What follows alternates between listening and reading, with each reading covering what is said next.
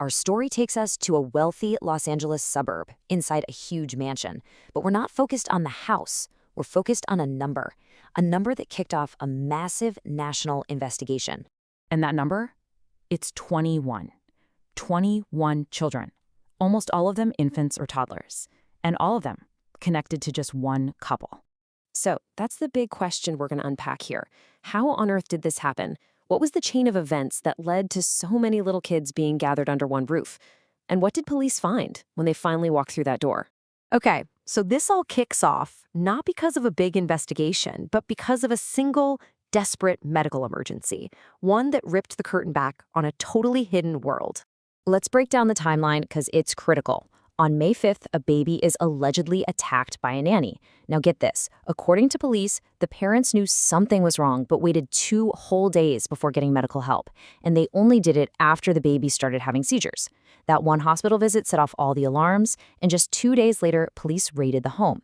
They found 15 children inside, and soon they'd find 6 more living somewhere else. So who are the key people here? First, you've got the couple, Guo Junxuan and Sylvia Zhang. They were arrested for child endangerment, basically for not protecting that infant. Then there's the nanny, Chun Mei Li, who's accused of the actual assault. Police say she's still on the run.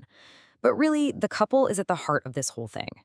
To really get how they ended up with so many children, you have to look at who they are, and more importantly, the business they were running. When the police asked them what was going on, their explanation was incredibly simple. They just wanted a large family. But that simple statement, it doesn't even begin to cover the wild operation they were allegedly running behind the scenes. Yeah, because this desire for a large family was actually being fueled by a business. The couple ran their own surrogacy agency called Mark Surrogacy right out of their mansion. So the people who wanted the babies were also the owners of the company hiring the surrogates. That is a massive conflict of interest, and it's key to understanding how this whole situation just spiraled. Now, you have to understand the legal landscape here. In the United States, there is no federal law for surrogacy. It's all just this messy patchwork of different state laws. And that can create loopholes that allow operations like this one to pop up with very little oversight. So let's flip to the other side of this whole equation, the surrogate mothers. These were women who thought they were doing something incredibly generous for a couple that was struggling to build a family. The reality, though, was something else entirely. This quote from Callie Fell, who actually spoke with one of the surrogates, man, it just gets right to the heart of it. These women were allegedly lied to, right from the start. They thought they were giving this amazing gift of one child to a small, loving family. And this wasn't just a one-off lie. The deception was apparently built into the system. Surrogates, who were often found on Facebook, were told again and again that they were helping a small family have just one more kid. They had no idea the agency was actually owned by the parents themselves.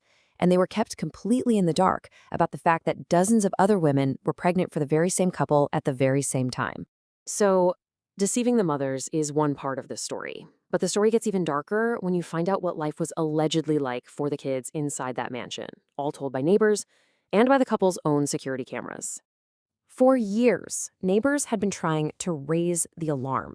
They described hearing these screams that didn't sound like kids playing, but like a real cry for help. They also noticed the kids' appearance was just unsettling. Many of them had their heads shaved, and one neighbor said they looked like soldiers. And this quote pretty much sums it up. Witnesses saw children being potty trained in a straight line out in the backyard and disciplined physically. The whole vibe was described as being more like a drill school. It just didn't look normal. But maybe the most damning evidence of all, it came from the couple's own surveillance footage. After police got the tapes, they found some really disturbing stuff. A toddler being forced to do squats as punishment, a nanny hitting a baby in a high chair, another child being spanked on a table. And according to police, the couple knew all of this was happening and just let it continue. And just when you think this story can't get any more complicated, the investigation just explodes. It blew way past the gates of that one mansion. This wasn't just a California case anymore, it was a national one. Get this. Even after the police raid and the removal of 21 children, more babies that were contracted by this couple started being born all across the country. In Georgia, Virginia, and Pennsylvania, as soon as those newborns arrived, they were immediately taken into state custody. Authorities in those states had heard what was going on in California. The aftermath is just a total legal firestorm. The couple is now fighting in 4 different states to get the children back. And they're suing some of the surrogates for $1 million because they hesitated to hand over the newborns. In turn, some of those very same surrogates are now suing to get custody of the children they carried. And on top of all of that, the FBI has an active, ongoing investigation into the entire operation. You know, this whole case leaves us with a really unsettling question. It's exposed a world where loopholes in state laws and a real lack of federal oversight allowed a family to be built on an industrial scale. And it seems like no one was asking the most important question: what's best for the kids? When a family can be built like a business, who ultimately is protecting the children caught in the middle?